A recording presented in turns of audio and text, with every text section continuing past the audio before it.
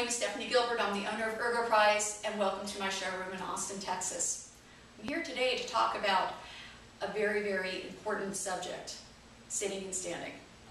Now, you may have heard recently in the news that sitting is bad for you. I'm here to say this is not voodoo science. It really, truly is bad for you. The body, number one, was not meant to be seated for several hours a day. And we, in our busy, hectic work styles and work days and work methods, we're sitting far too long these days, whether you're at a computer or on a laptop. It's very interesting that the American Cancer Society had a study from the year of 1992 to 2006 that stated folks who sat more than 6 hours a day were at greater risk of an earlier death. And what was very alarming to me was that 20% of men were at greater risk and women were 40% at a greater risk of an earlier death due to sitting 6 hours a day or more versus sitting and standing throughout the day. Today we're going to talk about the positions of when you're seated and standing throughout the day, how to do it, and what types of sit-stand workstations are available. Now, first thing we're going to talk about is the position. Now, when you are in a seated position, you want your feet flat on the floor, you want your shoulders down in a nice natural spot, and you want your arm in an L-shaped position. Well, you want that same posture when you're standing as well. Ideally, you want to try to stand 2 hours a day, at least 2 hours a day. And you're probably thinking, oh my gosh, how am I going to do that? Well, the first thing I always tell folks is you're not going to start off at 2 hours a day. You're going to start off in smaller increments, probably about 30 minutes, and then gradually every day or so, increase it and increase it and increase it. Now, one of the things that when I assist folks making the decision on which sit-stand workstation, one of the questions I ask them are, how tall are you? Seated elbow height, as we just discussed, and standing elbow height is very important in determining what height the workstation should be set at. And especially women, we wear these things called heels. And my standing elbow height and my heels are going to be very different than my standing elbow height, as you can see, when I'm not in shoes. So that's something that we can help you determine what is going to be the best height for your sit-stand workstation. Another thing that people often overlook when considering a sit-stand station is the flooring surface.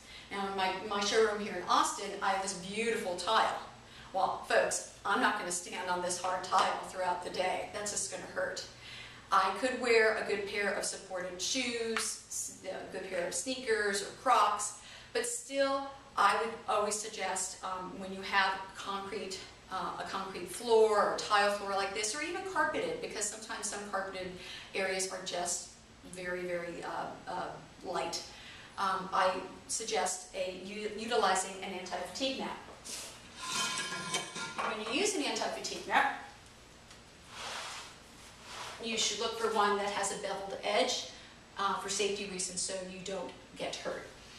Now, there are 3 to 4 different types of sit-stand workstations. Your least expensive will be either your pin set or your crank. Then you have another version which is called a spring load or gas. And then lastly, you have your electric height adjustable desk. Now, for demonstration purposes today, I'm just going to show the electric height version. But at Ergonomics, we offer several different types of height adjustable workstations, including ones for laptops and for smaller spaces such as apartments or home offices. But for today's demonstration, we're going to use the electric height adjustable desk. Now, this one comes in various lengths, and there is a switch that is going to be pressed for raising or lowering the desk. It's quite simple. Just press the up button, and there you go. As I mentioned before, your standing elbow height is just as important as your seated elbow height. So you still want that good L-shaped position of the shoulder, forearm, and wrist.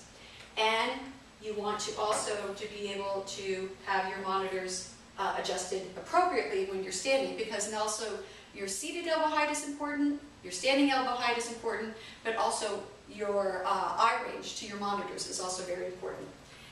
Now, some ergonomists say you still should utilize a keyboard tray system with the sit-stand adjustable desk system, and others say it is fine without. That is going to really depend on any discomfort that you might be experiencing, or any evaluations that may have been conducted by a health professional, and we could discuss that off camera, of course. I wanted to also mention that when you are considering a sit-stand workstation, that you measure the area in your home or your workspace, that you determine what is going to be on top of the desk, your monitors, if you're going to need an additional support such as a sit-stand monitor solution. And these are all the things that we offer at Ergonomics and can help you in any way. As the owner of an Ergonomics Solutions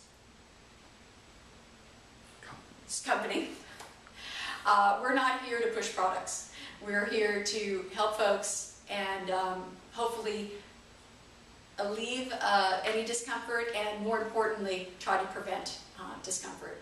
Thank you for the opportunity to discuss sit-stand workstations, and have a great day.